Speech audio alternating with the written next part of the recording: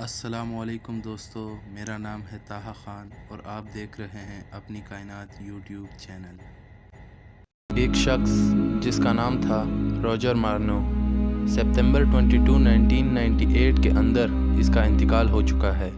یہ ایک free Mason تھا، یعنی فری میسن کا ایک ممبر تھا۔ یہ خفیہ تنظیم شیطان کی عبادت کر کے شیطان کو خوش کرتے ہیں اور شیطان کے منصوبوں پر عمل کرتے ہیں۔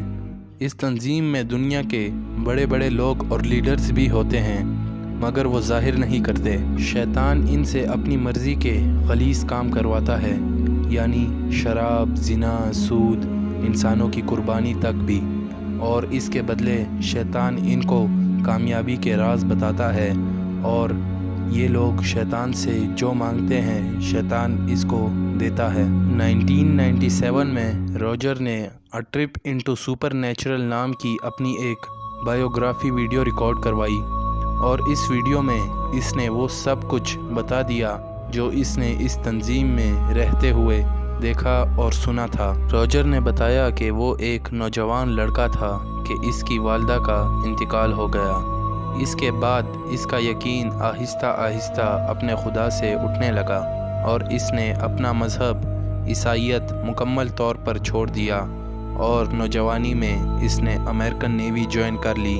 اسی دوران ورلڈ وار 2 شروع ہو گئی۔ جب امریکہ نے یہ جنگ جاپان سے جیت لی تو ایک دن اس کے باس نے اسے اپنے پاس بلا کر کہا کہ میں تمہارے کام سے بہت خوش ہوں اور چاہتا ہوں کہ تم بھی ایک خاص قسم کی پارٹی میں شامل ہو جاؤ جس کے اندر صرف بڑے عہدے کے لوگ ہی شامل ہو سکتے ہیں۔ شاید اس کے باس کو یہ پتہ چل گیا تھا کہ اب روجر کسی خدا پر یقین نہیں رکھتا۔ روجر نے یہ سوال کیا کہ سر، اس پارٹی میں خاص کیا ہوگا؟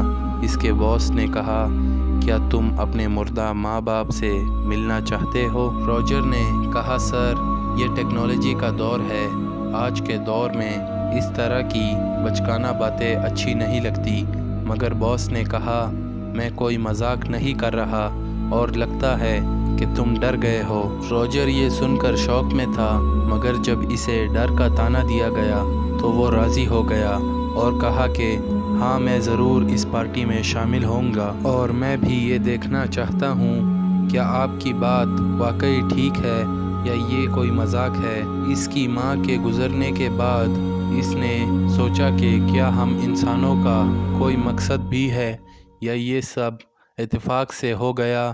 اس سوچ نے روجر کو ایتھسٹ بنا دیا تھا۔ روجر کہتا ہے کہ اگلے روز میں اس پارٹی میں پہنچ گیا جہاں دنیا بھر کے بڑے بڑے سیاست دان، بزنس مین، ایکٹرز، سنگرز اور میڈیا کے لوگ موجود تھے۔ روجر کہتا ہے کہ میں نے دیکھا کالے عبائے سے لباس کے اندر ایک عورت سٹیج پر موجود تھی۔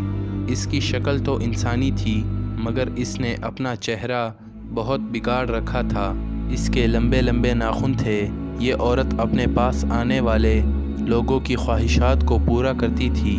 لوگ جو بھی خواہش کرتے کہ مجھے دولت، شہرت یا پھر کسی مردہ شخص سے ملنا ہے، یہ عورت اسے پورا کر دیتی تھی۔ روجر نے کہا، اب میری باری تھی اور میں اندر سے ڈرا ہوا تھا۔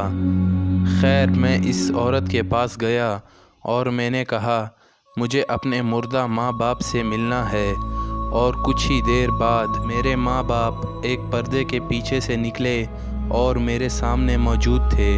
ان سے بہت ساری باتیں کی اور اس طرح پہلی بار میرا تعارف فری میسن سے ہوا۔ روجر کو بھی اس گروپ میں شامل کر لیا گیا۔ اس کے باس نے اسے کہا، میں تمہیں اپنے ماسٹر سے ملوانا چاہتا ہوں جو انسانوں سے افضل ایک روحانی مخلوق ہے، مگر انسان کی شکل میں۔ وہ ہم سے میٹنگ کرتا ہے، وہ بہت ذہین ہے، اور اس کا کہنا ہے کہ وہ تب سے موجود ہے جب انسان کو تخلیق بھی نہیں کیا گیا تھا۔ اس نے دنیا کی ساری جنگیں دیکھی، بادشاہوں کو بدلتے اور اجڑتے دیکھا۔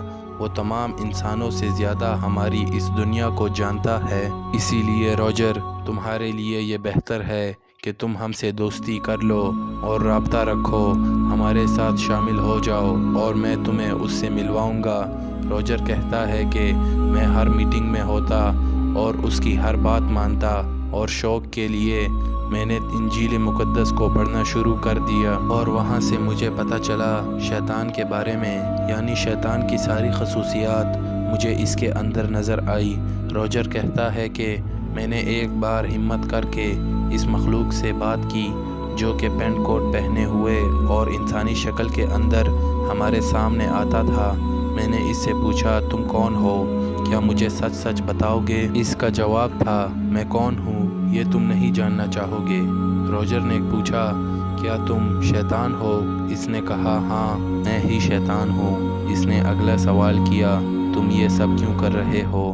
اس نے جواب دیا کیونکہ اس دنیا کے اندر ایک میں ہی خدا ہوں، میں پہلے ہی دن سے موجود ہوں، اس لیے بہتر ہے کہ تم میرا کہنا مانو۔ ہندو اور کرسچن میری ہی عبادت کرتے ہیں کیونکہ ان کی مذہبی پینٹنگ کے اندر اگر تم غور کرو تو مسیح کی تصویر کے پیچھے بھی سورج کو نکلتے ہوئے دکھایا گیا ہے، اور ہندو خداؤں کے علاوہ اور بھی بہت سے خداؤں کے پیچھے بھی سورج کو دکھایا گیا ہے کہ ان کے پیچھے سے سورج کے طلوع ہوتے ہوئے دکھایا گیا ہے۔ حالانکہ سچ تو یہ ہے کہ سورج ہر روز میرے پیچھے سے نکلتا ہے، جو کہ صحیح بھی ہے کیونکہ صحیح بخاری کی ایک حدیث مبارکہ سے ثابت ہے کہ نبی کریم صلی اللہ علیہ وسلم نے فرمایا کہ فجر کے بعد ایسا وقت آتا ہے جب شیطان کے سینگوں کے بیچ میں سے سورج نکلتا ہے، اور ہمیں فجر کے بعد کچھ دیر کے لیے نماز پڑھنے سے منع فرمایا ہے۔ دوستو اگر آپ کو یہ ویڈیو اچھی لگی ہو تو ویڈیو کو لائک کریں، شیئر کریں، چینل کو سبسکرائب کیے بغیر مت جائیے گا۔ ملتے ہیں انشاءاللہ اگلی ویڈیو میں۔ اللہ حافظ۔